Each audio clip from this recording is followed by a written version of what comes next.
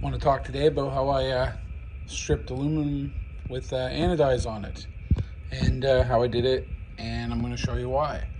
Because I'm going to be redoing this body for this one in blue, and I'm going to neaten everything up and put this together. I picked myself up a set of rims that were very lightly used, more for a shelf queen, he said.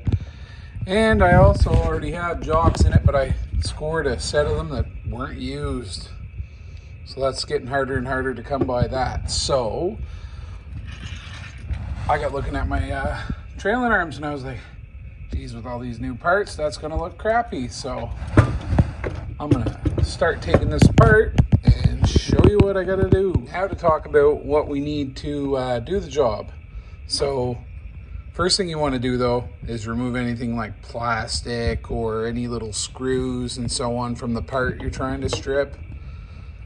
I use Easy Off oven cleaner. I'm sure you've seen it. I just wanted to show you it work on my channel. I wear a mask while doing it. That's just like your regular painter's N95 mask. I wear gloves while I'm doing it too. And usually I do this in the house, but today we're doing it in the garage. So I got a bowl of water for rinsing the part off, and I'll show you where and how I do this. I'm gonna go ahead and remove these plastic parts. One thing I thought I'd mention before I continued is when I do this, I like to make sure the part's pretty clean. I thought I got it all, but there's like some grease and oil down in there. So I'm gonna clean that out. What I use to do that, guys, is just brake parts cleaner. You decide what you want to use. You can scrub it out of there with water and soap if you want, but that's what I use because I like fast. So I'll get that out of there and then we'll continue to removing the end. So when I do this, I like to use a tote or something, so I'm not doing it on my bench. Don't want to get oven cleaner all over. So I put my parts in first. I probably should have put my gloves on first, but that's okay. Got that on now. And then what I'll do, because this stuff will remove the anodized, and when it works right, you got to be kind of quick, because if you're not, it could burn your part, discolor it. Even though we're going to polish it after, and I'll show you guys how to do that, I definitely want to be able to have a shot at cleaning it up. So what I do is I just put a good amount right in the holes and everything. I put it right down in.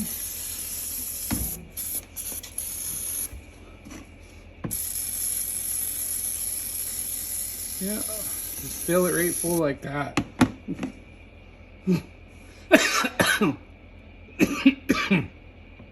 And remember to wear your mask, because I'm not, so you can hear me, because it's just oven cleaner yet.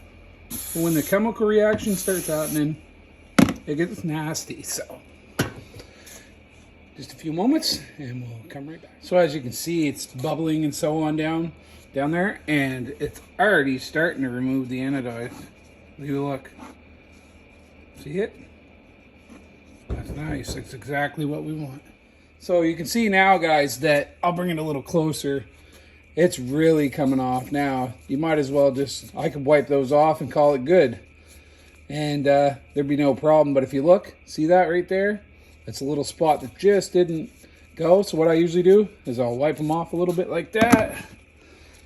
And some people use a rag, but I'm kind of lazy to go grab a rag right now. So yeah, see, they need a little bit more right there. No big deal. I'll do that right now. Okay, so now I think they're probably good. Let's have a look here. We'll wipe them off the rag, see what we think. Let's see here. They're looking a lot better. I'm still gonna sand this part too, make it look all new. I'll spare you the boredom of watching me do that. Let's see here. Should be doing this more on camera. Yeah, that's starting to look pretty damn good. Let's see what this one looks like now, guys. All right. Get my rag twisted around here. Looks like an old bandana. All right.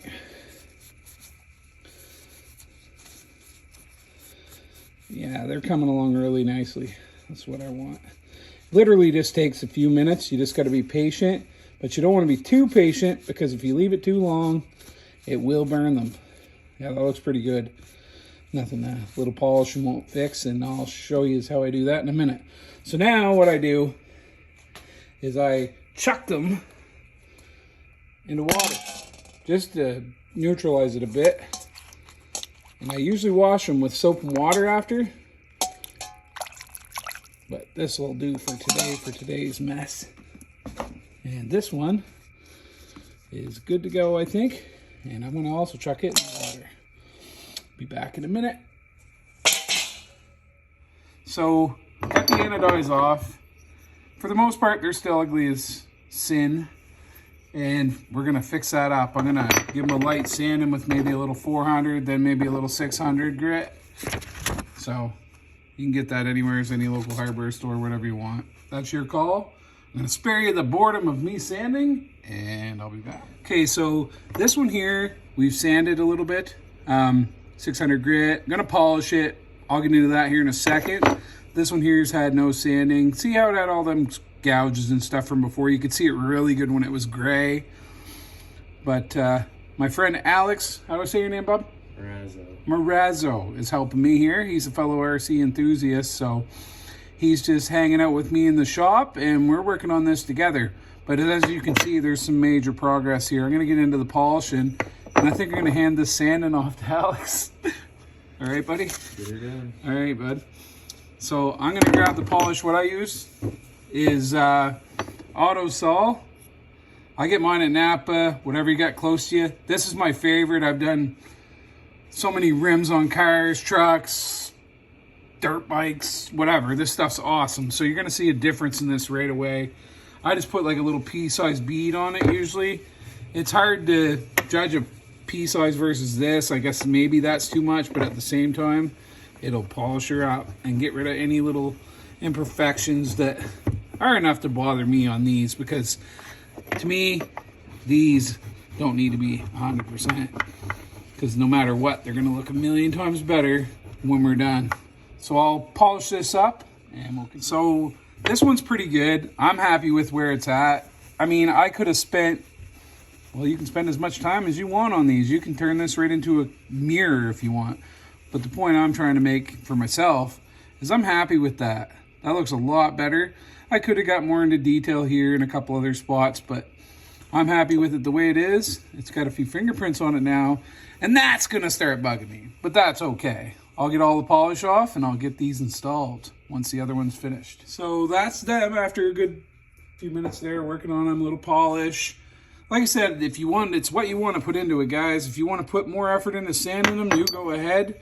And I'm happy with this. The way it is, it's gonna look awesome on the car. And they're shiny. I mean, there's still scratches there because I didn't bother to sand it too much. If you want to take the time to do it, you can make it look just like a mirror everywhere.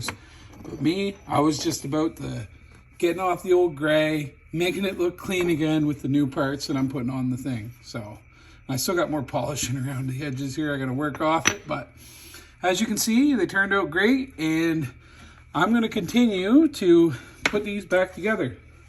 All right. So they look a lot better all installed. I mean, I could have did some more polishing, like I've said a couple times now, but I'm happy with them. They look a lot better. The truck's gonna look great when it's all together, and I get it all adjusted, and gonna kind of go from there, guys, and I'm really happy with the results. If you look at the first of the video compared to now, what an improvement. Really nice. All right, thanks for watching, guys, and hopefully you check me out in the future for more videos. I'll be posting more content more often. Thanks so much.